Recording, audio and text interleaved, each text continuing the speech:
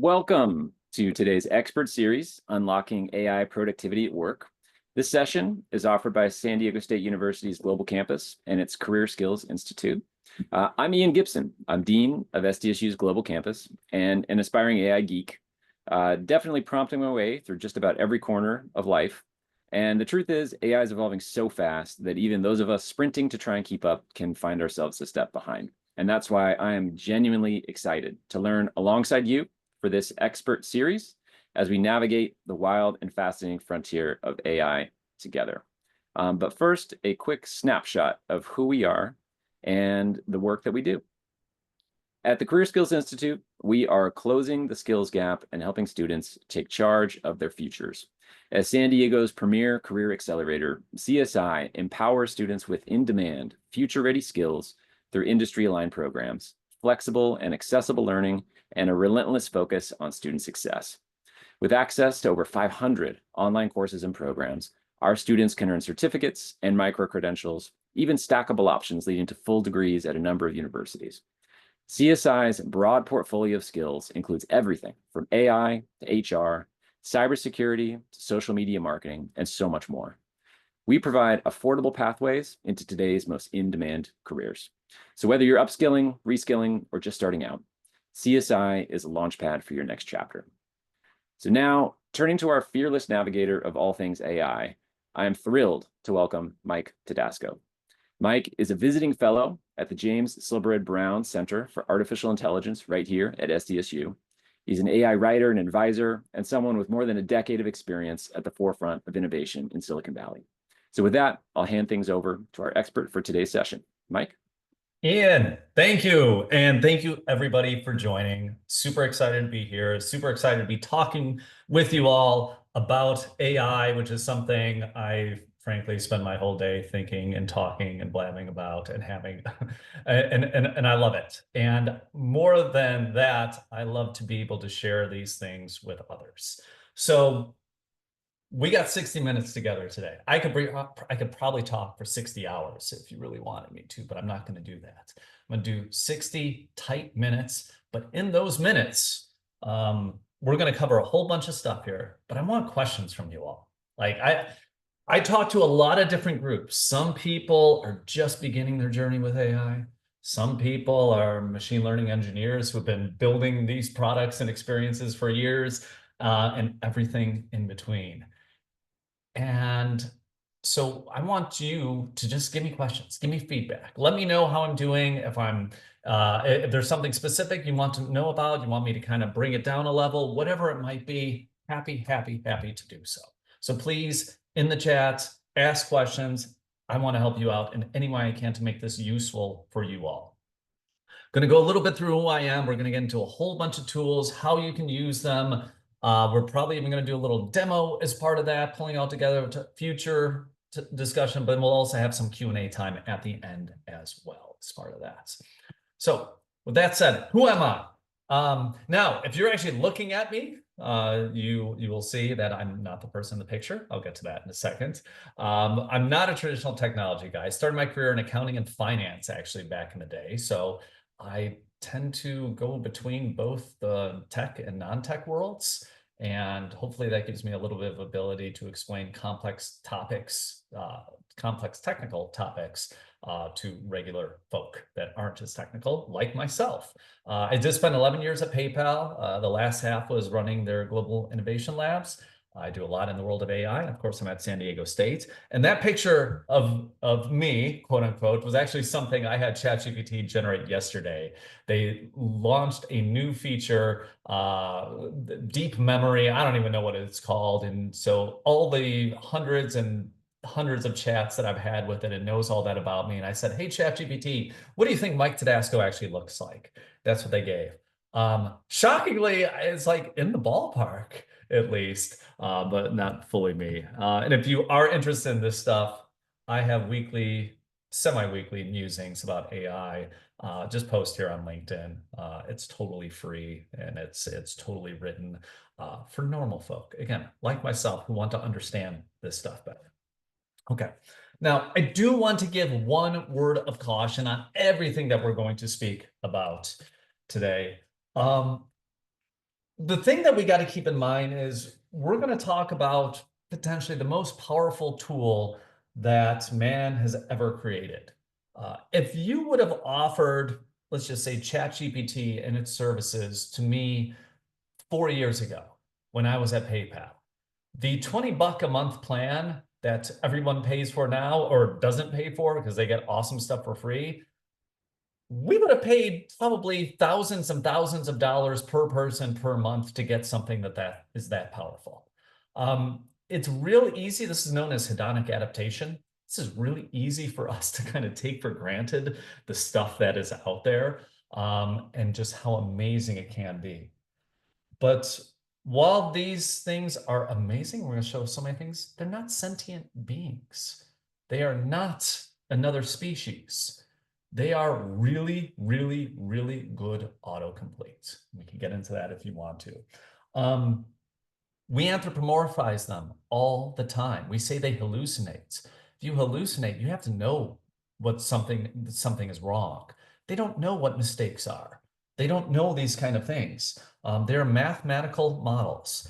And ultimately, the one thing when you are using these things, the big thing you need to watch out for is don't fall asleep at the wheel.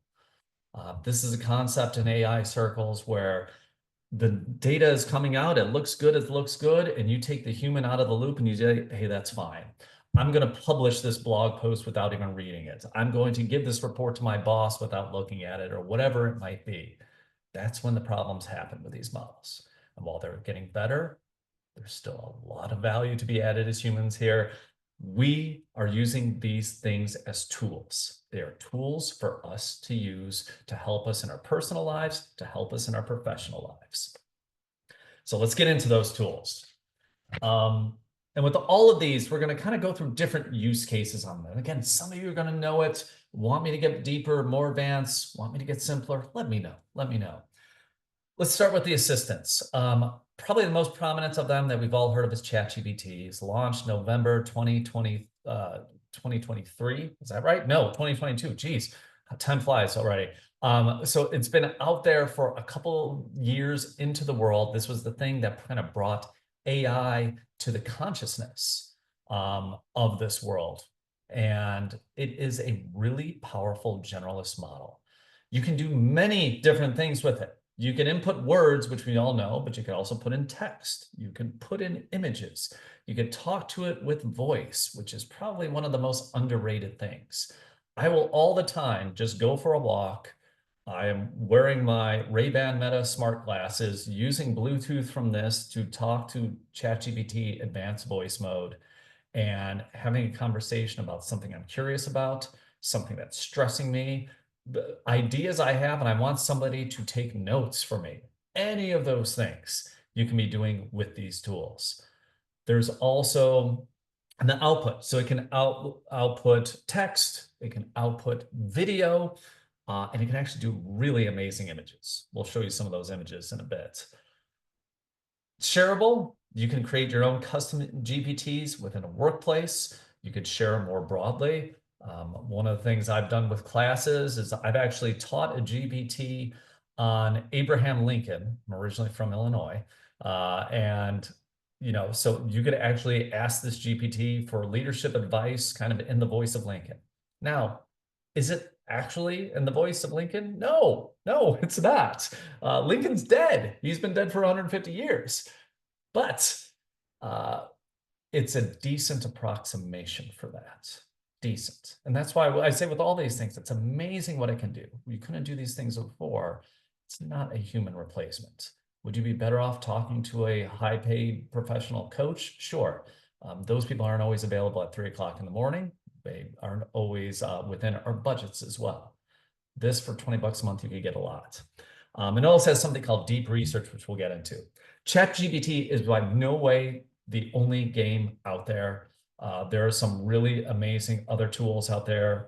Anthropic by Claude. I'm sorry, Claude 3.7 by Anthropic is probably one of my most favorite go-to models. I use it for helping me with writing and things like that.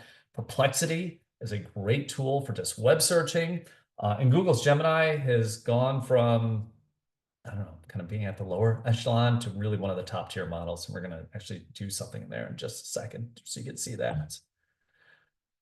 What can you use these things for? Meeting prep. This is one of my favorite use cases of something like this. Email management, problem solving. For meeting prep, say it this way, like I actually use it for what we have here today. And this is literally the prompt that you're looking at there.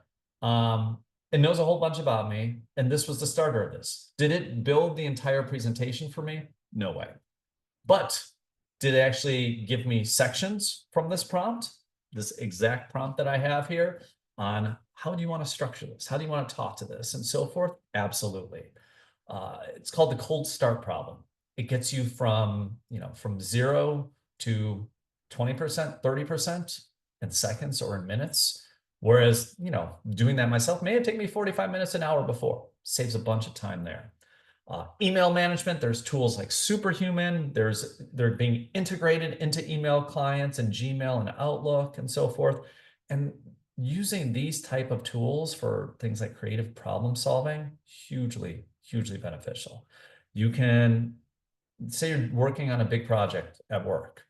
You can actually put it in there and say, hey, what are the holes in this? Big strategic thing. What am I missing? It could be your devil's advocate. You could actually record meetings or actually talk to them and just say, what am I missing? It's really good for that. That's something that humans aren't always good at, just because we all like the approval of others. And there's many other fallibilities that make it sometimes hard to be that devil's advocate and hard to poke holes in what the leader might be saying. And AI is not afraid of that.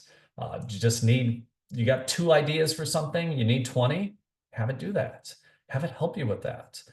They're not all going to be perfect. This is where you pick and choose. Our roles as humans is going to be much more as the director of these things, where we're fine-tuning, picking and choosing things as we're going forward. And taste is going to matter much more in this future than being able to create something from start.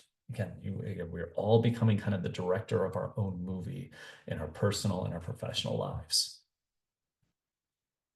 Moving on to next slide. So putting into practice, one of the very cool tools out there is something called deep research.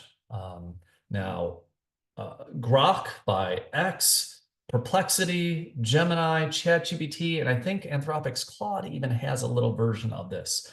What these tools are there, if you ever heard of an AI agent, they behave in that way. So an agent you give it a high level task, and then it goes off and runs and works independently of you and comes back with results. So for example, we'll actually do a live example here in a second, but while most of the time you talk to ChatGPT, you talk to Claude, it's going to give you something back in 10 seconds or something like that would be a typical response time. This could take minutes. This could take 2, 3, 5, maybe even 10 minutes to get a response. Because what it is doing is it's taking your high-level prompt. It is going in, kind of parsing that out to make it into different tasks for it to achieve. It might be scouring the internet. I've done these where there's 70, 100 websites that is actually pulling in as part of the process. And then it is rechecking that result and coming back to you with effectively some type of report. It's really, really cool. Again, not perfect. You do need to check these things, but to get you started with something, be hugely beneficial.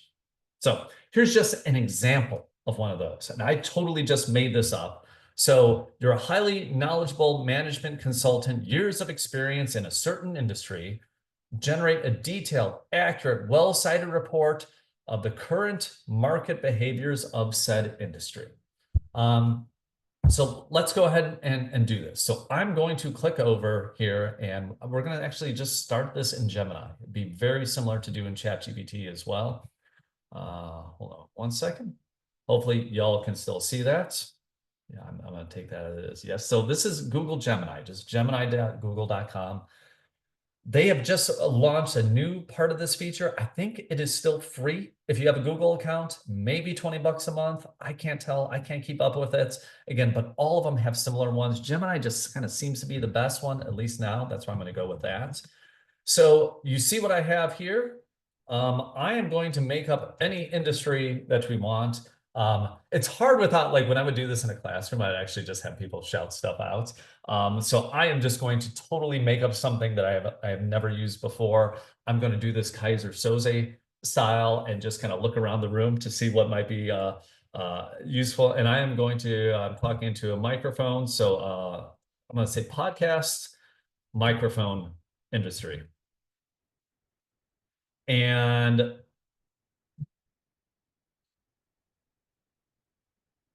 I'm going to do that. And the big thing is you want to just have deep research clicked here. And once you do that, you're going to hit go. We're going to get away from this in just a second. It's probably going to ask me a prompt like, hey, is this sure this is what you want? So you can see it's thinking in the background.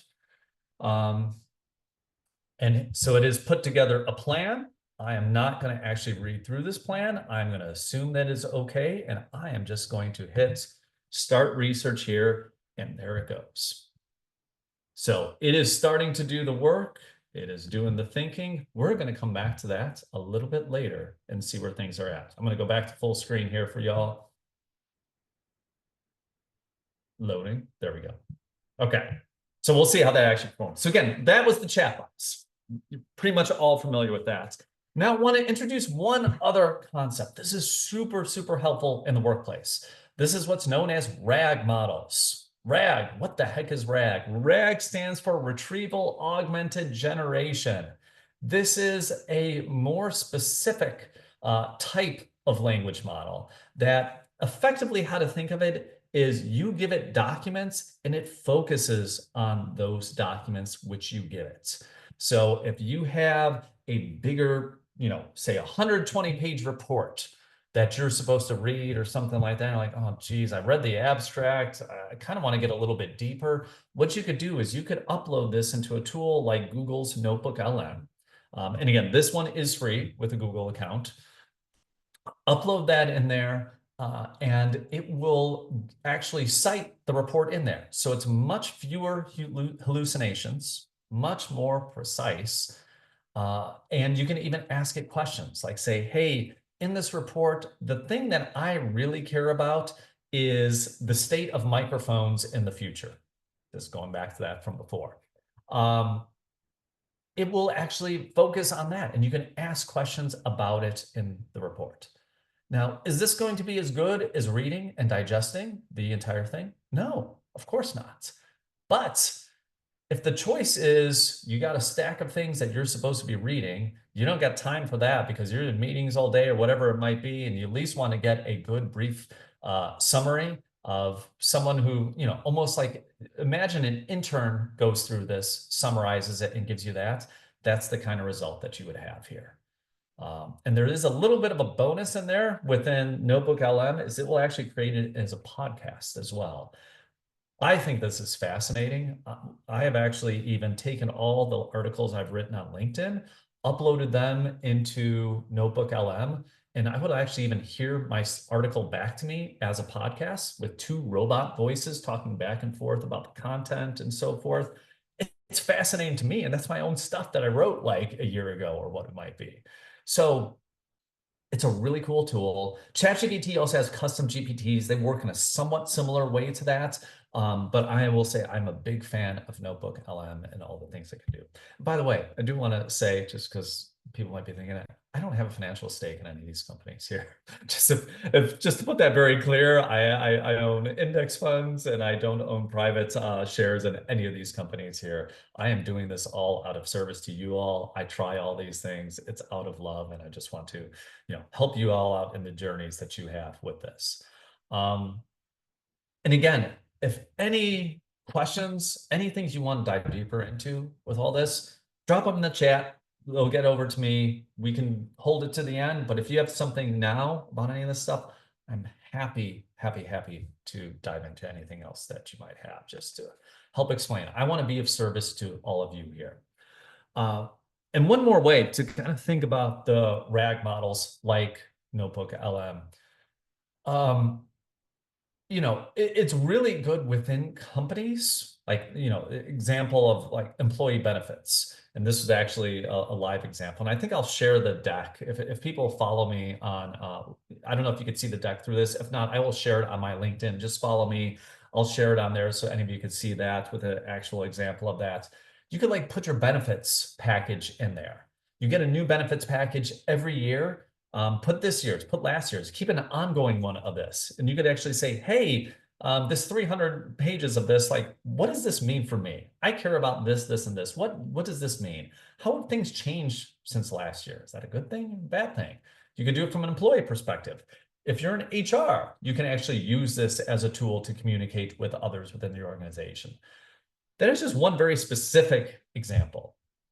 The thing with all of these models that makes it a little bit difficult to talk about is that there are infinite possibilities of what you can do with them. Most software we have ever dealt with before, AI, large language models, things like that, would have a very limited scope. There was a developer who built these models, and they were focused on a certain task that you can do with those models, and it was limited by the code in there. This is really unlimited to what your imagination has. And so one of the things I always recommend to people with these models is you just got to play with them. Start in your personal life and then migrate to your professional life. That is one of the best ways to do that. And happy to talk about, a million different ways you could use this in your personal or professional life outside of that in questions as well. Okay, one of my favorite use cases, because I'm sure for all of you, you are on a lot of meetings. You can use these for meeting summarization. And what happens is tools like Zoom or Otter, Teams, Fireflies, all of these are meeting transcription tools where you can summarize what's going on in the meetings. It's basically would be like another person in the meeting. It's recording everything.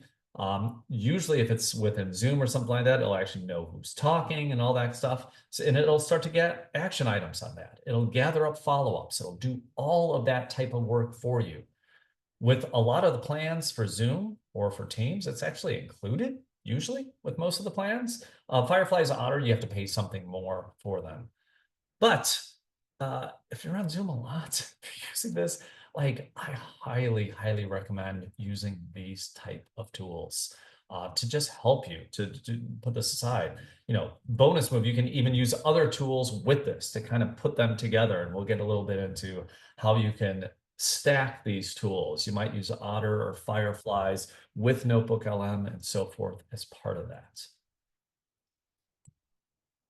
So creativity tools, another one. One of the things that got me most excited back in 2022 about generative AI was image generation tools. DALL-E 2 at the time had been released. Midjourney, its first version, was just released that summer. And effectively, you can just put in a simple text and it will start to generate images for you. Was really rudimentary, but it was kind of amazing what you could do. Adobe has one called Firefly. What makes it a little bit different from the other ones is it gives you a little bit more clarity on commercial rights, especially in the United States right now. It isn't really clear the usage rights of using these tools, and this goes for ChatGPT as well. This is stuff that is going to be figured out in Washington and in the courts. Until then, I would say just be wise in how you're doing this. I wouldn't probably launch a Hollywood movie with a poster that I had entirely generated out of Midjourney or something like that. Just be smart with how you're using these tools for presentations, for things like that, for what 99% of the use cases that folks are going to be using these for. It's great. And if you're worried about that, Firefly has a little bit more flexibility. And again, these are all substitutes. They all have their pros and cons. I think you have to kind of just find the right tool that works for you. Some are free, some are about $10 a month, give or take. Now, how good are these things? So I actually use the exact same prompt in each of these. Group of employees excited to hear a presentation. That was it. I did that. I put that same prompt into all of the image generation models that I listed before. That's what it gets you. Can you find shortcomings in these? Absolutely. Sure you can. I will say they're a lot better than they were 24 months ago, and they're going to get even better from where they're at today. This is where it's at. You know, you could use stock images, you could use things like that for this, but what if you want to be more specific? Again, this is only limited by your imagination, what you can actually do with these. And I'm going to pause 1 second because Robin had a question. So I'm going to take Robin's question again. Anybody else watching this? You have questions about anything that we're discussing? Drop them in the chat. We'll get them to me. Robin's question. So regarding Notebook LM, I assume companies, brands, corporations would be nervous for people to upload confidential documents into Notebook LM that includes sensitive.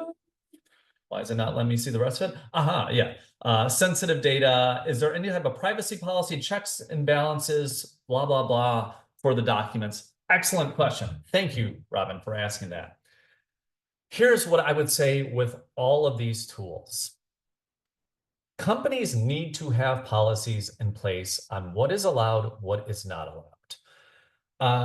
If you have sensitive documents, I'd be willing to bet that most of you are probably are already sharing data with a big tech company. And when I say that, I'm probably referring to Google, Amazon, Microsoft, one of the cloud services, Box, Dropbox that are out there. They have protections in place so that your data doesn't do that. But I also do know if you have customer data, whatever, and you have Dropbox, let's just say at your company, they don't want you to then put your data on your own personal version of Dropbox. They don't want you to upload it to your own Google Cloud. They don't want you sending that to your Gmail address, anything like that. They want it within the ecosystem. So for all of these products that I've discussed, there are enterprise plans. Everyone, Anthropic, Adobe for sure, OpenAI, Microsoft, all of these companies have enterprise plans, including Notebook LM, where if you do have sensitive information, you can put it in there. And as long as you're within your own firewall, it should be okay to do that. Now, that said, not everybody has access to that. So, the first thing I would say is if you're a leader at the company and watching this, if you're a chief security officer, information security officer, someone like that in a position, like if you are not putting the safeguards in place to have your employees properly use these tools, just know that they are going to use these tools regardless. I love to bring the example of Slack up. When I was a product manager at PayPal, 2014, 2015 timeframe, Slack was very popular. We did not have a corporate account. And do you know what was happening? Every darn product and engineering team at PayPal had our own Slack instance. So it was chaos within the company. And it also became the best possible. Slack was so much of a better product than anything else that was out there. It also became a selling point when Slack then comes into the chief information security officer, the chief CIO, or whomever it is at PayPal and says, hey, you probably have several hundred Slack instances. They're sharing stuff like, yeah, we're careful, but you probably want a little better control on this. Do you want to bring them all under a corporate license? You want? PayPal did this. Just about every other team lined up, every other company lined up to do that as well. And it became a huge product. So this is going to happen. Your employees are going to use it. What you need to do is give very strict guidelines and actually give them useful tools for this. Frankly, it doesn't matter if you are using Claude or ChatGPT or any of these. All of these tools are good. They really are. You just need to kind of pick one pattern and stick with it from a corporate standpoint. And employees, one thing I would say is be smart. If your company hasn't done what I just said, if you wouldn't send it via your personal email, you shouldn't be uploading it to a large language model. Generally speaking, that is just a good rule to follow.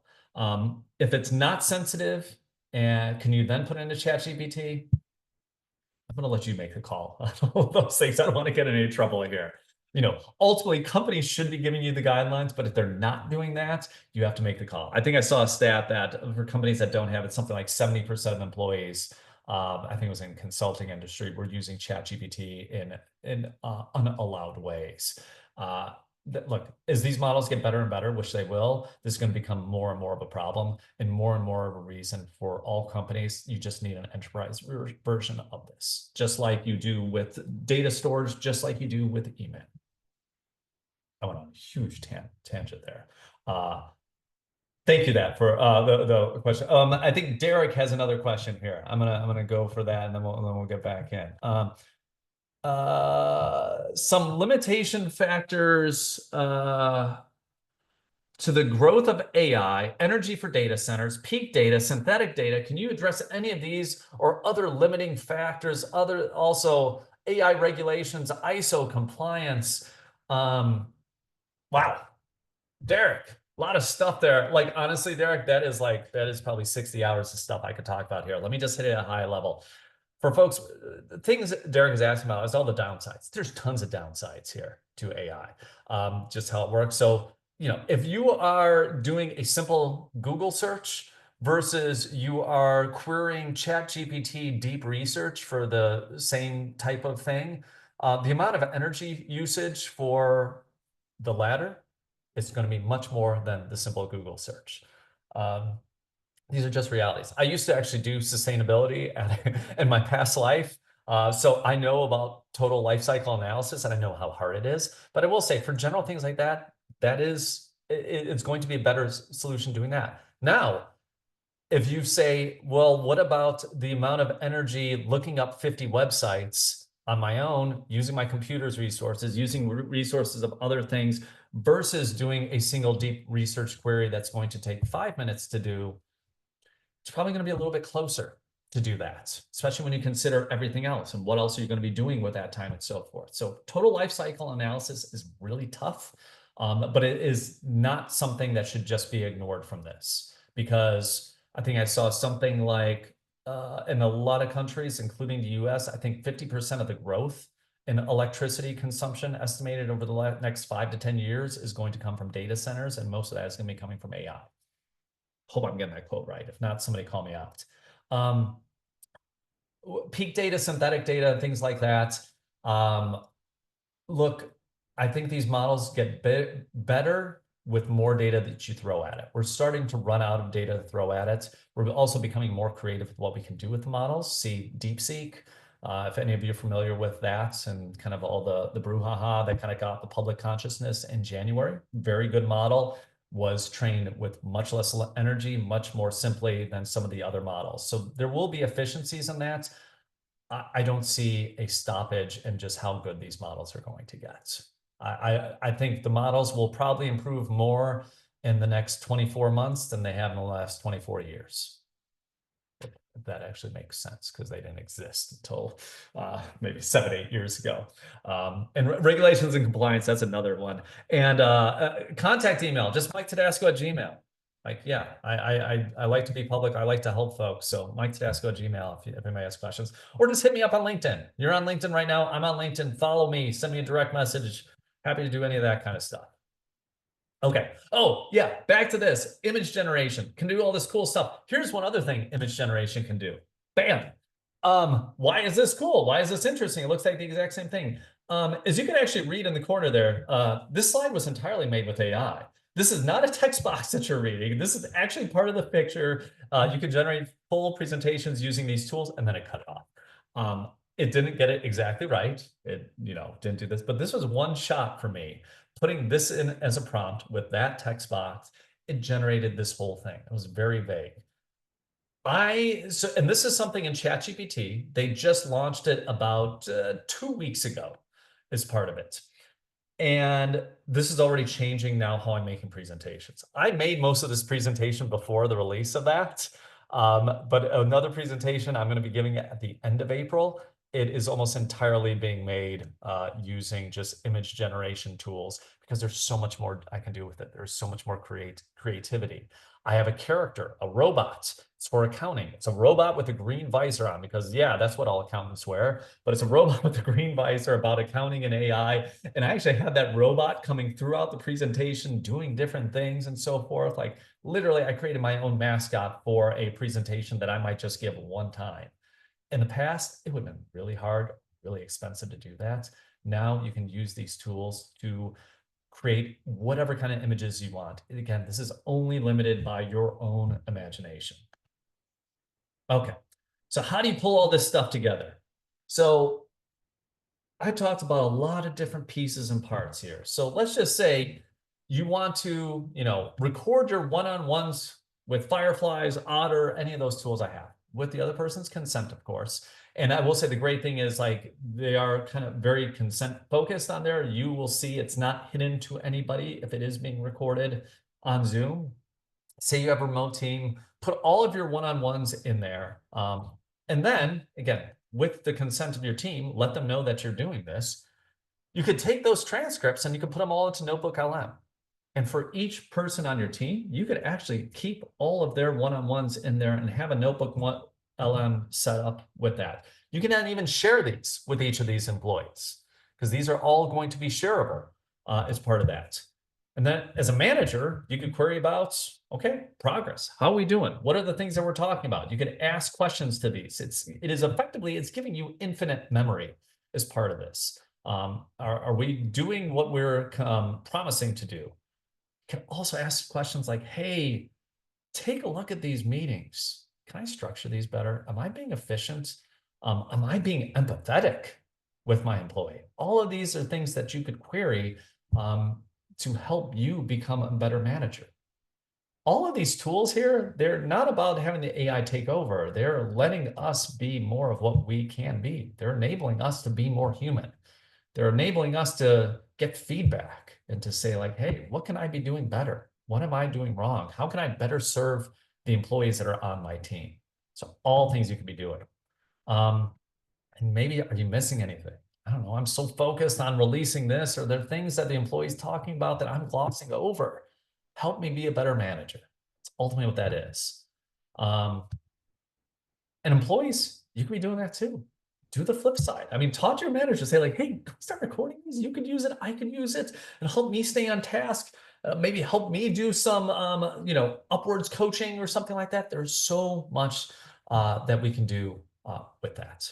So I think there's a lot of exciting things. And again, this is just one teeny tiny example out of literally millions of different things that you can do with these tools.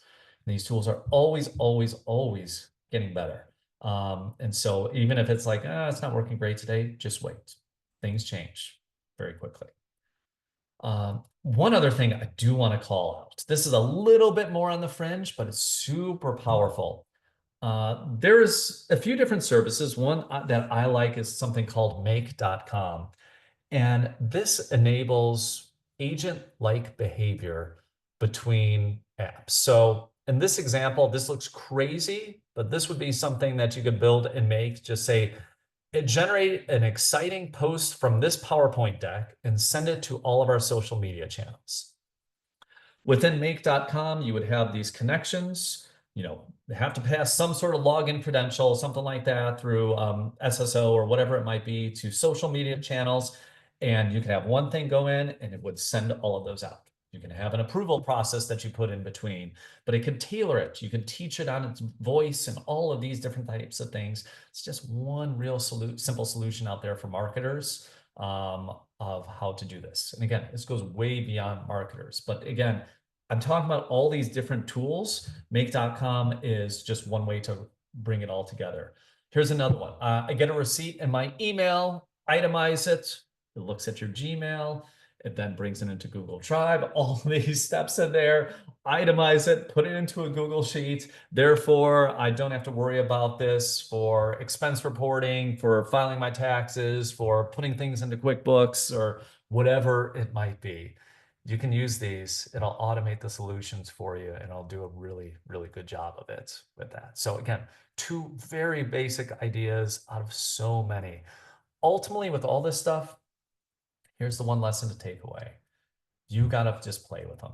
Play with these tools. Luckily, they are not expensive. Honestly, like there's a lot of competition here, which is really helpful. If there's just one company doing this, if it was just OpenAI out there, they would be charging a couple $1,000 a month for the basic chat GPT because it would be giving people superpowers. But because there is real competition here, it makes it really exciting. So all the different tools that you can use. And there's more beyond what I've even talked about. Like I really haven't even mentioned, you know, Grok or DeepSeek or any of those other tools. Open source, Meta's Llama, you can just go to meta.ai. There's so many other ones out there that you can use, but just start using these models. That's the one thing that I ask. Okay, so I actually want to check back in now. We've been blabbing for a while. Remember, we did the thing about I don't even remember what it was, bowling alleys or whatever. Boom. Okay, here we go. So hopefully everybody can, oh, no. It wasn't bowling alleys. It was microphone, podcast microphone market. So this just looked at 96 different websites while we were talking, and it actually finished probably well before we were talking. And it did all of these research. I go down to show thoughts. And it has blah, blah, blah. It has all this stuff in there. And if I click on this guy, come on. No, it's not opening up. You have to take my word for it. It actually has generated this long, lengthy report using all of this as resources on the podcast microphone marketplace. Again, this stuff is free. It's not going to be perfect, but it's pretty darn good. And at least getting you started, you know, maybe getting you 20, 30% of the way there. Maybe deep research gets you 50, 60% of the way there. But let this do the work for you. Let it help you to kind of do some of the research, that type of work to help you out as part of the process. Okay, I'm going to do this, and then there's already questions. If you got any other questions, just drop them in the chat. I will be sure to respond to them. I do want to leave with one final thought here with you all. Like, we are living in the future today. Like, if you are using these tools, you are in the future right now. I remember I started college back in 1995. That's how old I am. Back at University of Illinois in Champaign. I had never used the internet before I went to school. I got there and like everything was online. Just happened to be, you know, Mozilla and the browser. All that stuff was just being invented just in the year prior. So all the stuff at school was online. I had entered another world. When I came back and talked to all my friends from high school over Thanksgiving and Christmas, they didn't know what I was talking about. Internet stuff, what is this? But it was there, it was available for everybody. And here's the honest truth. This AI, what we're going through, is going to be way more impactful than the internet ever was. I truly, deeply believe that. We are potentially less than 2 years away from having any AI at your beck and call to be able to help you in any way you want to be able to do tasks that are not going to be, you know, 40 to 60% accurate. They're going to be 85, 95% accurate, and do this as the best accountant, the best lawyer, the best strategist, the best PowerPoint guru. This is where we're going. And the solution isn't just to wait, say, okay, well, I'll wait for that to happen to get there. No, because it's never going to be 100%. But the thing is, for everybody out there, just embrace these things now. Use these things. Have them help you in your life in whatever way you can. That is the way to be ready for the future. The future is going to come whether you like it or not. Even if you don't like this and you're just sitting this out, it's going to happen. So for everyone I say out there, use these tools. Hopefully I inspired you at least a little bit to maybe try something new, to try something different, to try a different prompt. You know, ping me if you got these prompts. I want to see what you're creating out there. I love it. You know, share with me on LinkedIn or anything like that. And that's because that's one of the best ways you learn, by sharing a prompts with others, especially, you know, pro tip here. If your company isn't using much AI, you have Slack or Teams, create an AI channel, just AI sharing, call that, and just share how people are using it in their jobs back and forth. This is how we will learn from each other. And this is how is going to make you more productive, more effective in the workplace, in your personal lives. That said, questions for me. It looks like there's a bunch in the chat. Keep them coming. I will get to as many as I can here. I'm going to start with one from Chris. Chris asks, Mike, to what degree will LLMs and AI tools go the way of partisan divides and nationalistic separations regarding what they're trained on? Will we see analogies to what some people see as right versus left media? Chris, the answer is yes. The answer is yes. One thing, if you want to look through my articles on LinkedIn, I wrote one about 2 years ago called What Does AI Think a CEO Looks Like? Something like that. And what I did was I just said, picture of a CEO. And I dropped that into a whole bunch of image models. And I repeated that task like 100 times just to get a good sample size of that. Certain image models gave me a guy that looked a hell of a lot like me, a middle-aged white guy. Usually a little less hair than me, I will say. A lot of bald guys in there. That was the one thing that did vary. But pretty much, Mid-Journey at the time, it was about 97% of the images were that. Now, and the other ones varied. So what's the right answer? If you say picture of a CEO, what percentage of the time should be a white guy? Should it represent Fortune 500 companies? Should it represent all companies in the United States? For that, I think 38% of all CEOs are women. Should it represent what we aspire to? Should it represent what it is globally? There's no answer to this. And so that's why, Chris and everyone else, when people say this model is unbiased, that's a lie. That's a lie. Rush has a song called Free Will. And there's a phrase, if you choose not to decide, you still have made a choice. Yeah, just choose. There's so many biases in there, and it doesn't mean it's right. Is 97%, I think that was probably unbiased. Is that right? Well, no, I don't think anyone would say that's right, but how the model was built and constructed led to that. So these are all tough decisions we have to make. Will there be a right versus left models? Absolutely. DeepSeek's a great example too. You can run DeepSeek natively. Actually, this is something else I posted on LinkedIn once. I actually had it run on Chinese servers. I asked it about Taiwan. It truncated it was starting to give me a result that was kind of pro-Western. And then it said, I can't answer that question. But you could actually see in the video that I uploaded on LinkedIn how it actually started to answer in a pro-Western, pro-Taiwan independence way. And then it actually stopped it from doing that. This is going to happen. This is going to be the reality of that. So just think, because AI is not, all-knowing.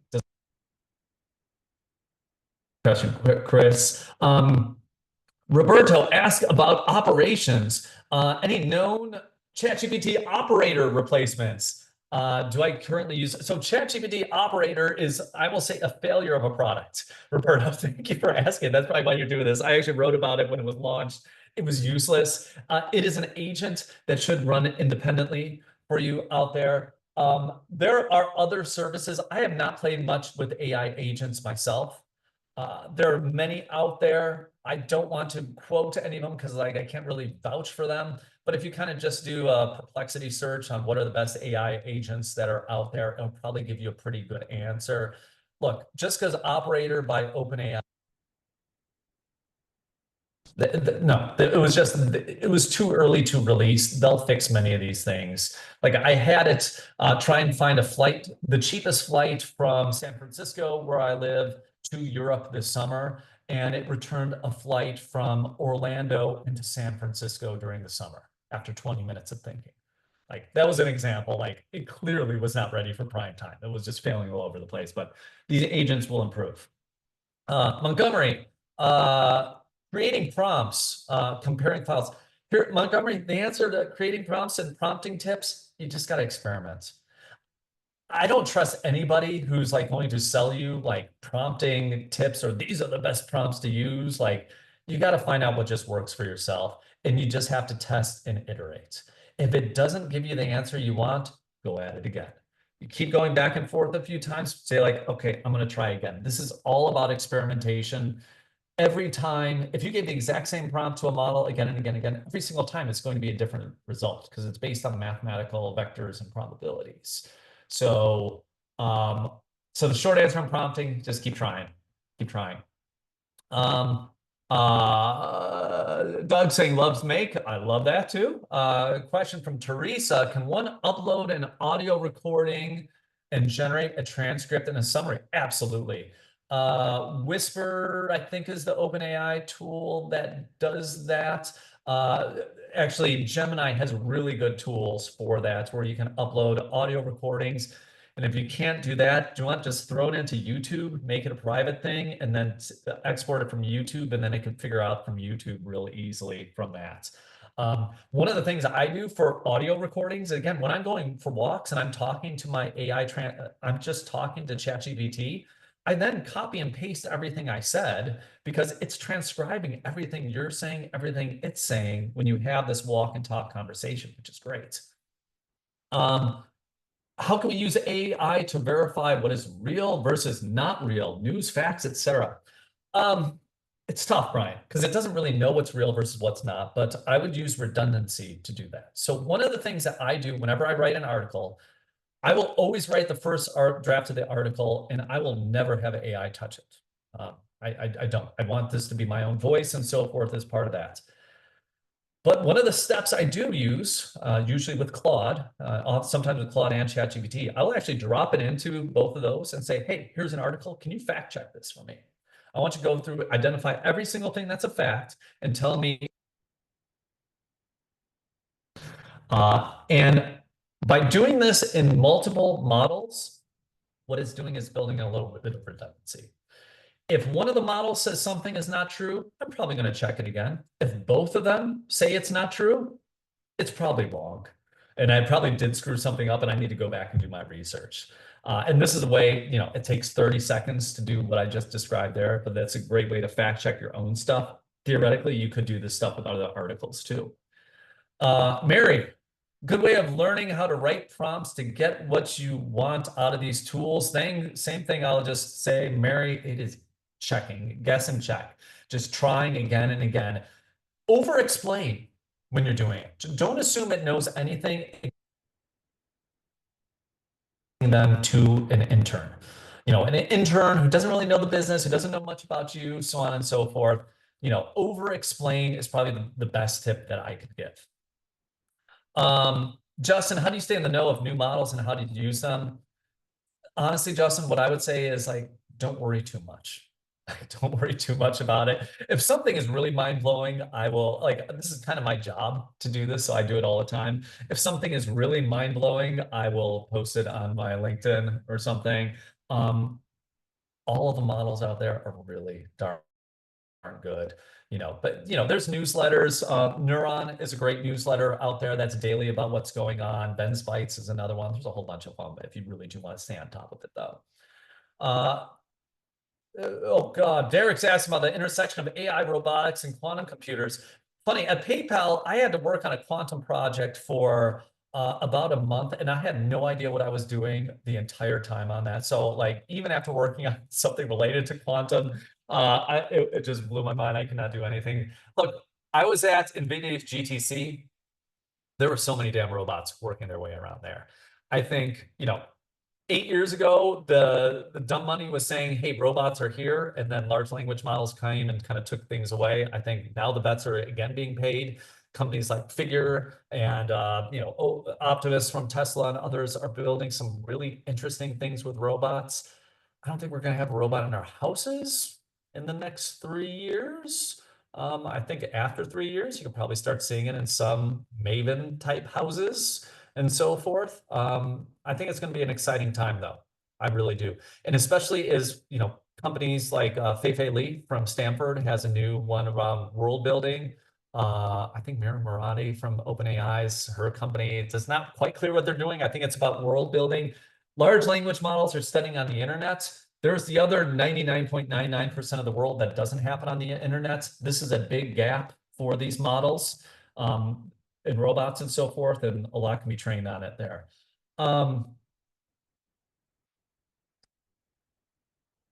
Do we got time for a few more questions? Actually, can I keep going long here? Is everyone okay with that? Maybe if my folks could just let me know in the prompt if things are still okay, and if my audio's any better now as well, please let me know that.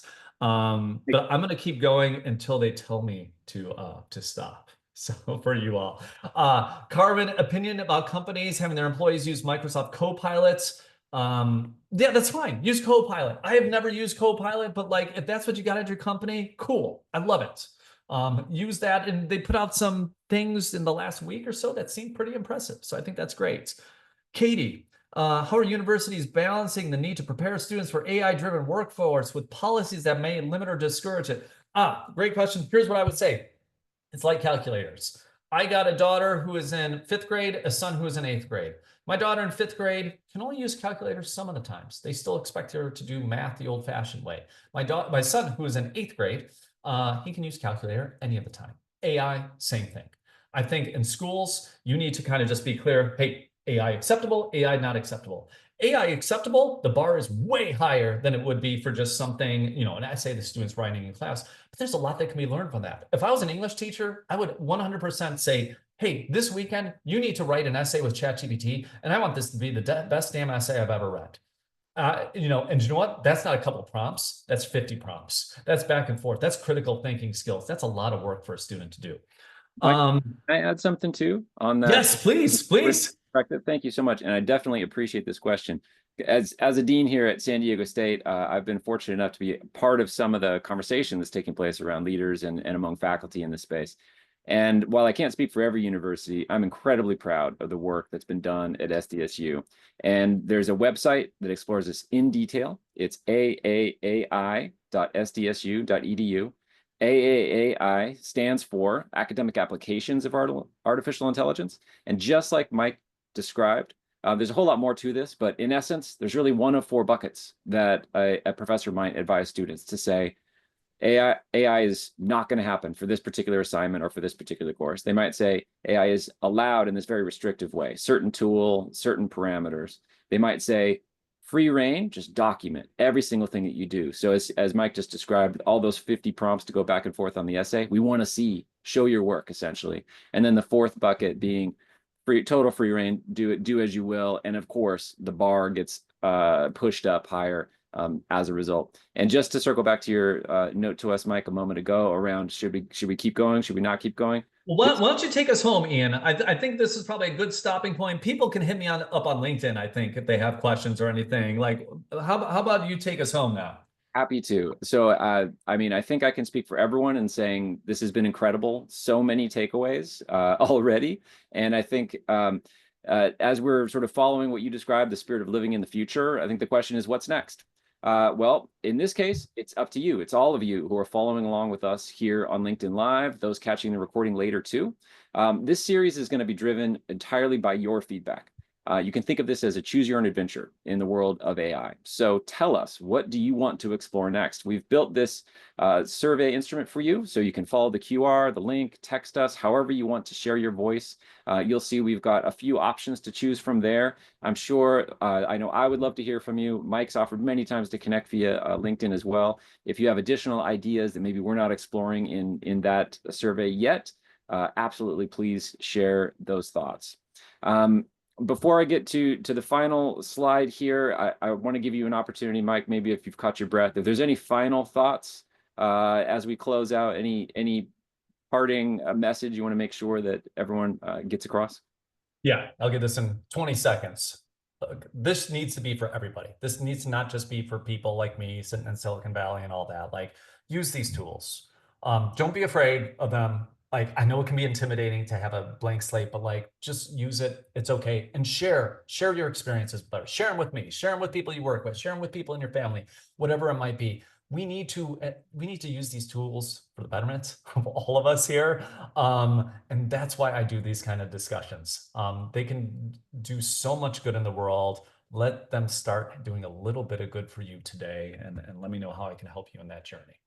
And I'll say you've done more than a little bit of good for me, and I know our team and the audience joining us today. So with that, if everyone could please join me in thanking Mike for sharing such valuable, thought-provoking insights with us today. Your expertise provided clarity, inspiration, so many ideas. I've been feverishly taking notes. So from the deepest part of my heart, thank you so much, Mike, for doing this. I also want to thank everyone for joining us. We had tremendous engagement and questions coming from the group. So on behalf of the Career Skills Institute at San Diego State's Global Campus, we are so excited to have connected with so many of you in this dynamic community of learners and leaders. Of course, it's our mission to bring meaningful, relevant learning opportunities just like this to San Diego and far beyond. I think today's session is a great example of that. And in fact, we're really just getting started. So we look forward to continuing this conversation at our next session, which is taking place on Friday, May 16th. So a little over a month from now, again at noon Pacific time, right here on LinkedIn Live. So we hope you'll join us again. Thank you all so very much for this.